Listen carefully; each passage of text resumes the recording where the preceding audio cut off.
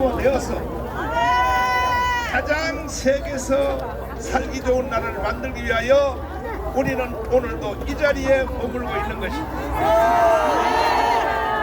지나간 대한민국의 근대 역사를 잠깐 살펴보면 이승만 대통령이 한국에 들어와서 나라를 건국할 때 그때의 최고의 적은 누구였었냐?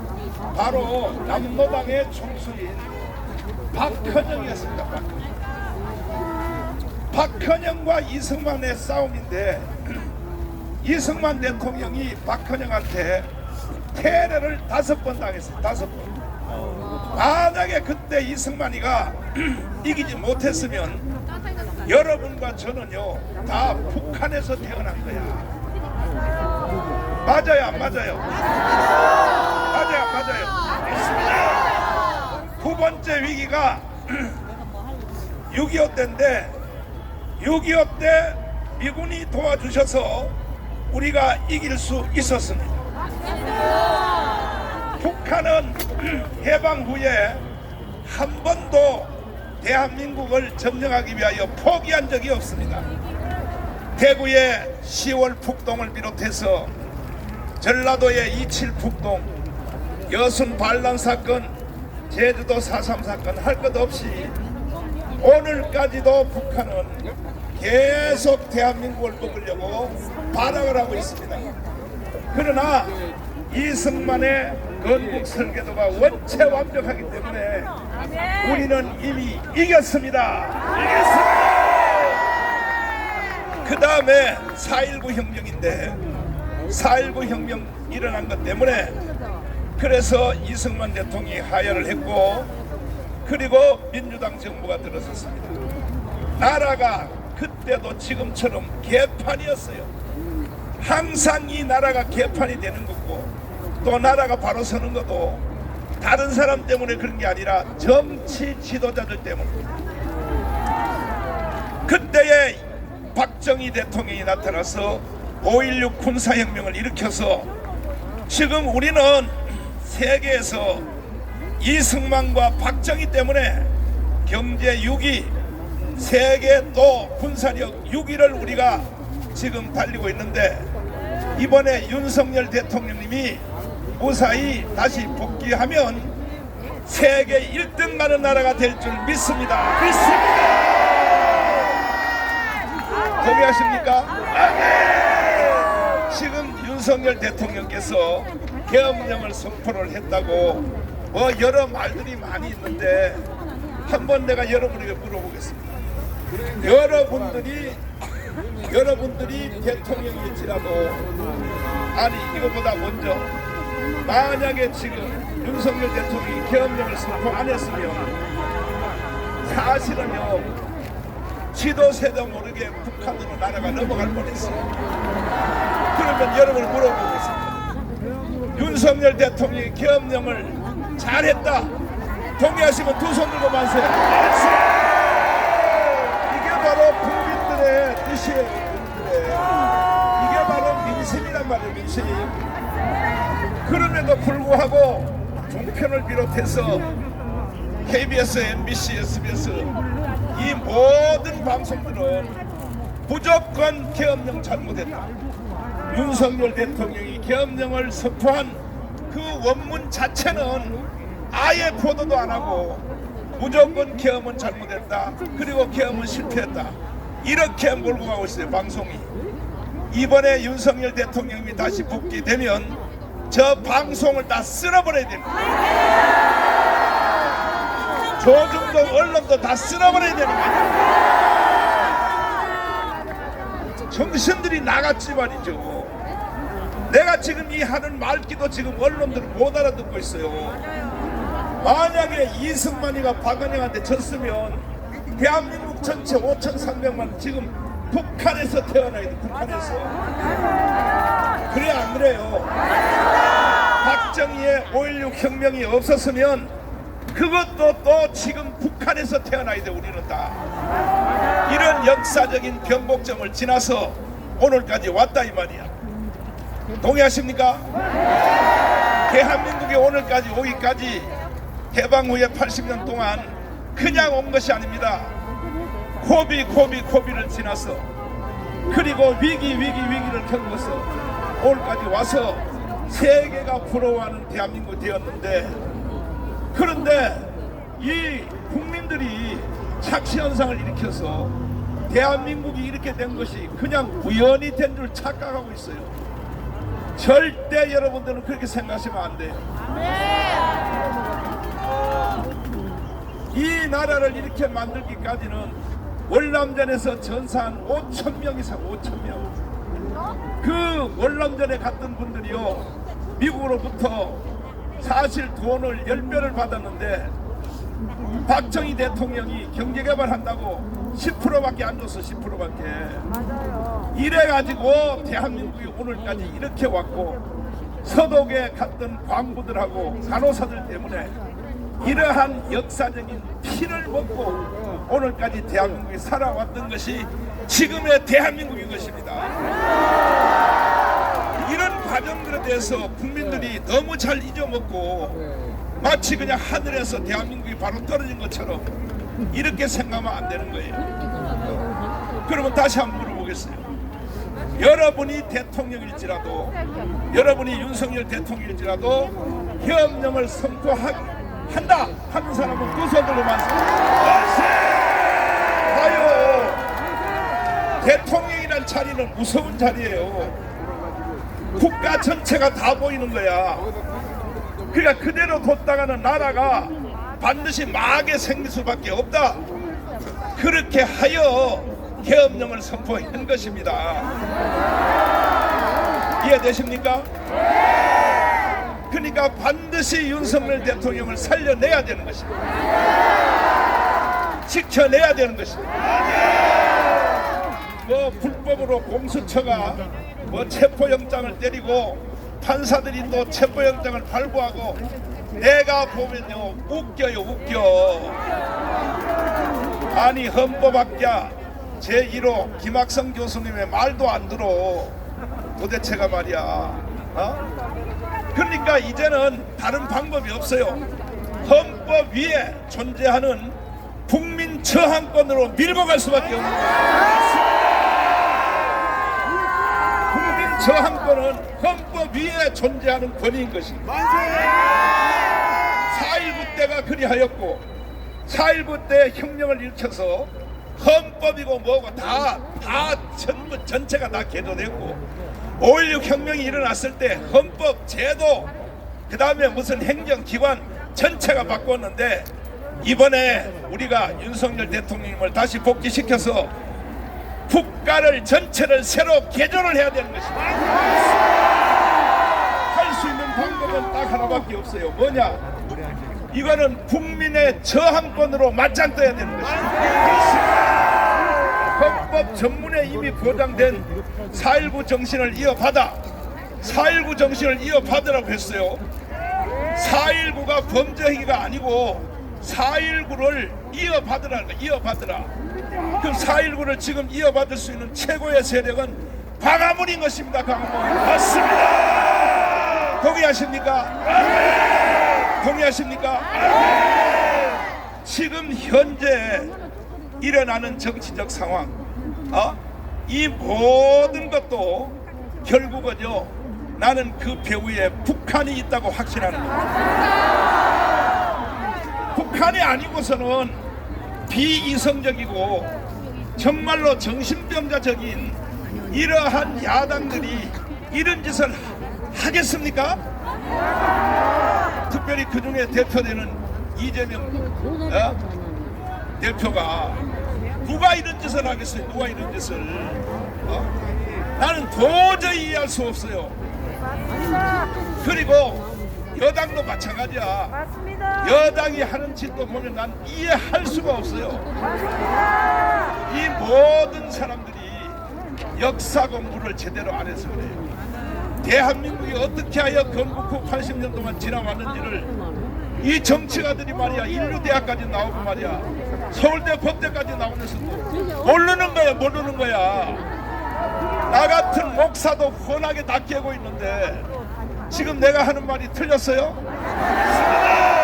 난 없다고 생각하시고 두 손 들고 만세. 그러니까 이제 우리는 지금 현재 당한 위기를 극복하기 위해서는 국민 저항권밖에 없습니다. 이거는 헌법에서 보장된 것이야. 그래서 우리가 광장에 내가 오늘까지도 기도 한번 해보고, 좌파 애들이 지금은 우리가 애도 기간 아니야. 애도 기간.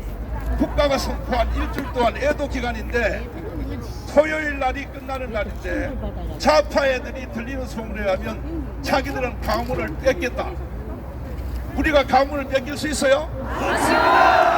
그래서 내가 다시 한번 살펴보고, 만약에 그들이 가문에 다시 나온다, 좌파 애들이 나온다. 지금도 내가 여기 오는 길에 보니까 태지도 않는 몇 명 애들이 깃발을 들고 윤석열을 윤석열을 탄핵하라고.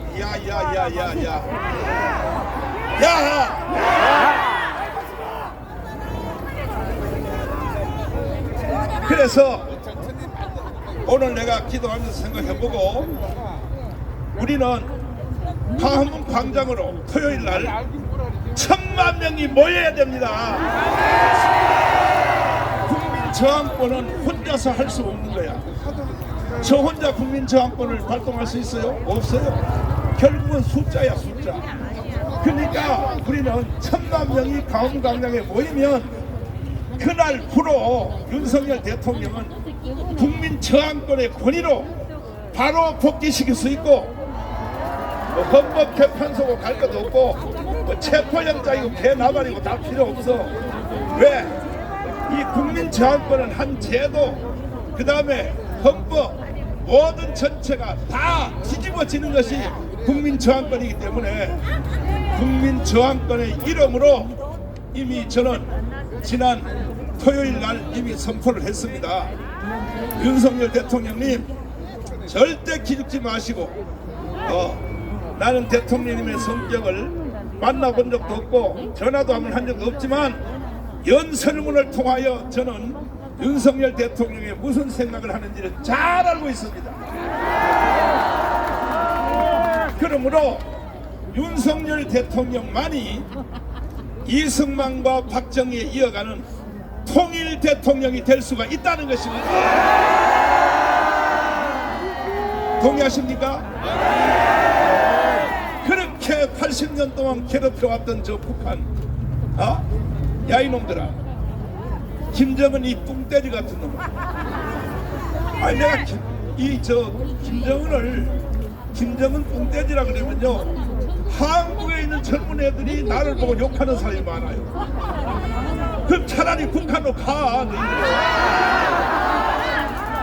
그리고 지금 내가 연설한 이 연설문을 좌파 애들, 젊은 애들은 집에 가서 공부를 잘해서, 저 정마운 저 개새끼 말이 맞구나, 우리가 잘못했으면 북한에서 태어날 뻔했구나, 깨닫기를 바랍니다. 여러분, 윤석열 대통령을 지켜낼 수 있어요? 정말요? 우리는 목숨을 같이 연대한 다음은 우리 혁명으로 반드시 윤석열 대통령을 지켜낼 뿐 아니라 다시 원대 복귀시켜서 자유 통일을 이루어내야 되는 것입니다. 윤석열 대통령에 대해서 이렇고 저렇고 말들이 많지만 보세요. 이승만과 박정희에 이은 최고의 대통령이 윤석열입니다. 그런데 북한은요, 끊임없이 보세요. 대구의 10월 폭동, 그 다음에 전라도의 27 폭동, 여순 반란 사건, 제주도 4.3 폭동, 계속 사람들을 죽여왔는데 박정희 대통령이 세상에 김신조 사건 알아요? 대통령을 노리는 거야. 대통령을. 전두환 대통령 아웅산 사건 알아요? 지금 현재 바로 윤석열의 목을 노리고 있는 거야. 누가 노리고 있어요? 북한이. 지금 북한의 조정을 받는 하수인들이 역사를 보면 모르냐 말이야. 박정희 대통령을 죽이려고 김신조 1, 2, 4군 부대가 투입이 됐잖아요. 깜빡하면 죽을 뻔했어요. 그때도요 사실은 전두환 때문에 살았어요. 전두환이가 뭐하는 사람이냐. 그때 당시에 청와대를 경비하는 경호대장이었어. 경호대장. 이해가 됐어요? 그때 밤중에 김신조가 박정희를 죽이려고 박정희를 목을 따러 왔수다 이러니까 바로 이 전두환이가 조명탄을 밤중에 조명탄을 쏘았단 말이야. 그러니까 환하게 태는까지 밝으니까 이 그 북한 특공대가 한눈에 다 보이게 돼서 종로경찰서장이 목숨을 잃고 희생을 하고 그리하여 박정희 대통령이 살아났다 이 말이야. 전두환 대통령도 아웅산에 가서 깜빡하면 죽을 뻔했어요. 대통령이 국립묘지에 아웅산 국립묘지에 가서 이제 참배를 하려고 하는데 예행 연습을 하려고 진홍곡을 먼저 한번 해봤어. 빰빠밤 했는데 이게 전두환 대통령이 도착한 줄 알고 북한의 간첩들이 스위치를 눌려버렸어. 그래서 거기에 사실은 수없는 우리나라의 인재들이 거기서 돌아가신 겁니다. 겨우 전두환 대통령 혼자만 살아서 온 거야. 이러한 과정을 통하여 오늘까지 대한민국이 왔는데 지금은 윤석열 대통령의 목을 누가 노리느냐. 바로 북한 아니고 또 하나 한국에서 북한을 수종드는 놈들 이것 때문에 지금까지 윤석열 대통령을 노리고 있으나 절대로 윤석열 대통령은 죽지 않습니다. 우리가 지켜낼 것입니다. 동의하십니까? 자신 있어요? 자신 있어요? 체포영장 같은 소리에 김밥이 옆구리 터진 소리하고 앉았습니다. 정신 나갔어. 최고의 권위는 국민 저항권이야. 이미 국민 저항권은 발동이 되었습니다. 여러분 너무 고생이 많으신데 여러분들이 자기의 개인, 가정, 자녀, 사업, 자기가 하는 직장 모든 일을 위해서 반드시 우리는 이겨야 됩니다. 아멘. 동의하십니까? 아멘. 저는 지금 교회로 돌아가서 송구영신 예배를 잠깐 하겠지만은 여러분들은 이 자리에서 반드시 윤석열 대통령을 지켜내시고 지금 내가 뉴스를 보니까 저 공수처도 바로 체포영장을 발부받았으나 바로 진입을 할 수 없고 합의 중에 있다고 하니까 합의 첫날 해봐라 되나. 윤석열은요 합의 안 할 사람이에요. 이 사람은. 동의하십니까? 대한민국 만세. 정말 여러분 위대하십니다. 대단하십니다. 정광훈 목사가 대단한 게 아니라 여러분이 대단하십니다. 한마디만 더. 내가 기상 걸면 여러분 저녁 새벽 2시 3시라도 가문광장으로 뛰어나올 준비되세요? 끝났어. 우리는 이겼습니다. 자, 대한민국 지도자 중에 이렇게 늦은 밤 오셔서 여러분의 아픔과 눈물을 닦아주는 지도자가 있습니까? 장강훈!